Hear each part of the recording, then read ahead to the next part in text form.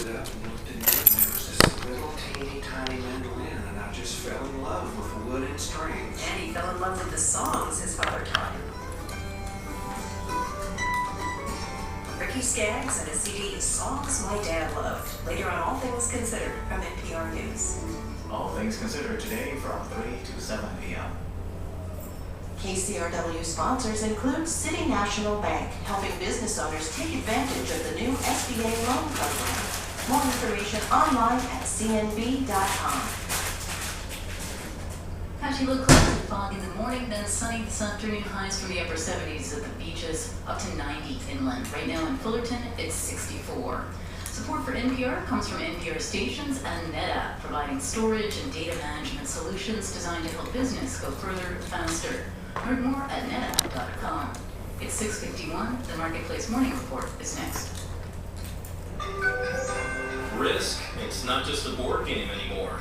Marketplace Morning Report is produced in association with the University of Southern California. Good morning from American Public Media in Los Angeles. Happy Friday. I'm Steve Chiatakis. It's the morning open and a look at the economy as we start the trading day. Where's Wall Street?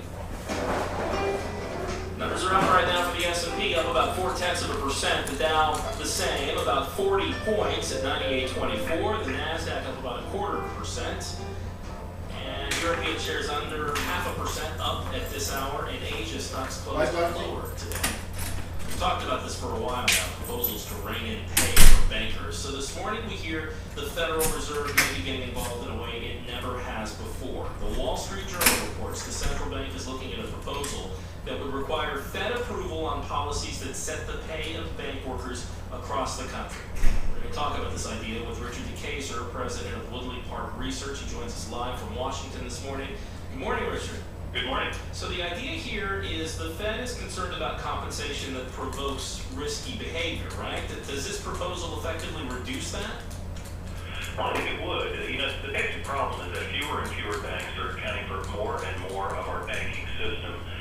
In Fed speak, that means they are systemically important, and in vernacular, that means they're too big to fail. So the question is, how do we protect taxpayers in the event that these institutions fail? And I think these proposals are designed to try and short-circuit the risk-taking, provide incentives so that they simply don't create that much of a potential liability for the American taxpayer. You know, Richard, the proponents say, yeah, we need to reduce risk, but those against the proposal say the idea of risk is important on Wall Street. I mean, or in any bank. I mean, that it's a part of the game. Is risk such a bad thing? No, of course not. It's essential to the whole financial system. The question is under what terms. Now, if we look back over the past year, we saw a lot of loans made which were, very rewarding to those who made them. But then eventually, when the loans go bad, the bonuses have already been paid. There's no way to get them back. And hence, therein lies the incentive for people to make bad loans. This is not an attempt to control compensation, not in the sense of setting limits or anything like that, but simply redefining the rules so that the incentives for making these things for which there is no recourse 1 or 2 or 3 years later are fewer and far further between. We're going to have to cut it off there. Richard DeKayser, thanks for joining us today. My pleasure. We appreciate it. It's been a bad summer for the nation's dairy farmers, an oversupply of milk and a drop in international demand. We've sent prices paid to farmers to their lowest level in 3 decades. Farmers blame some of the problems on a lack of competition in the wholesale industry. They've asked the U.S. Justice Department to investigate antitrust allegations. Tomorrow, the Senate Judiciary Committee looks at the complaints for the hearing in Vermont. And from Vermont Public Radio, John Dillon reports. Over the last year, dairy farmers' paychecks have shrunk nearly in half. They're paid about $11 for 100 pounds of milk. But Dave Montana said it costs him about $18 in feed, fuel, and labor to produce that much. The Vermont farmer figures he's losing at least $100 a month on each of his 1,000 cows. Our size farm will be minus $1 million for the year. Many farmers and their allies in Washington blame the low prices on a lack of competition among milk buyers. There are just a handful of dominant milk companies in the country, buying milk from tens of thousands of farms. Vermont Senator Bernie Sanders has asked the Justice Department to investigate Dean Foods, the nation's largest milk company. Sanders says the Dallas-based company controls 70% of the milk market in New England. So while farmers' prices are at a 30-year low, Dean Foods is seeing a huge increase in their profits, and we think those two issues are not unrelated. Dean Foods says the federal government, through price supports, has a big role in what farmers are paid. And the company says the simple law of supply and demand is what's behind the plummeting milk prices right now. In Montpelier, Vermont, I'm John Dillon for Marketplace. Marketplace Morning Report is supported by Constant Contact, dedicated to helping small businesses and nonprofits build strong customer relationships with email marketing and online surveys. ConstantContact.com. And by CSX, working to reduce traffic and pollution while moving 750,000 tons of freight daily. CSX, how tomorrow moves. This week we've been hearing from different groups about what's at stake for them in the healthcare debate as part of our series, The Cure. Typically, small business owners pay more in premiums than big companies, and if one employee is sick or old, that could raise the price of insurance for everyone. Here's the story of one small business owner in Maryland.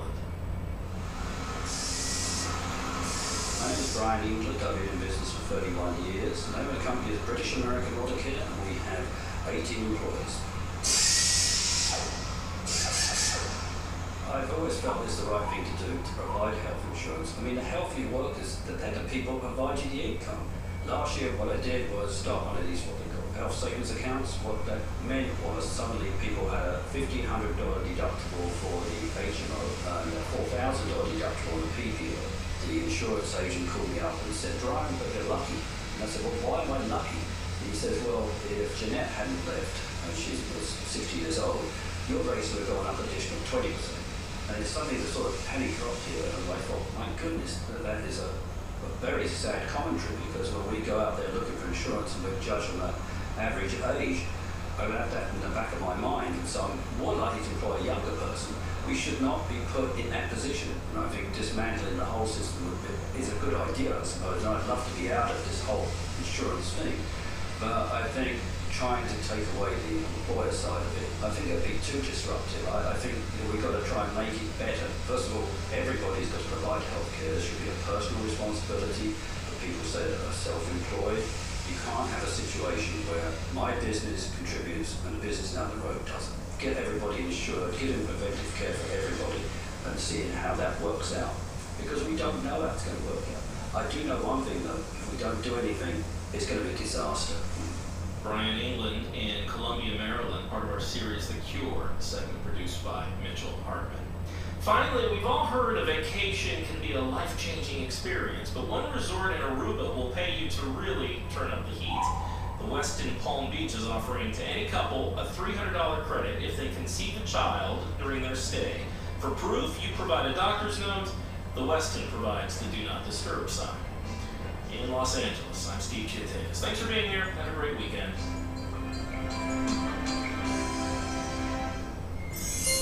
American Public Media. Support for NPR comes from NPR member stations and from American Jewish World Service, strengthening communities worldwide and fighting hunger from the ground up at ajws.org. From the Ford Foundation, a resource for innovative people and institutions worldwide, on the web at fordfound.org. And from Ann and John Berman, supporting City Year, and the young adults who dedicate a year of their lives to community service and leadership development, cityyear.org. This is NPR.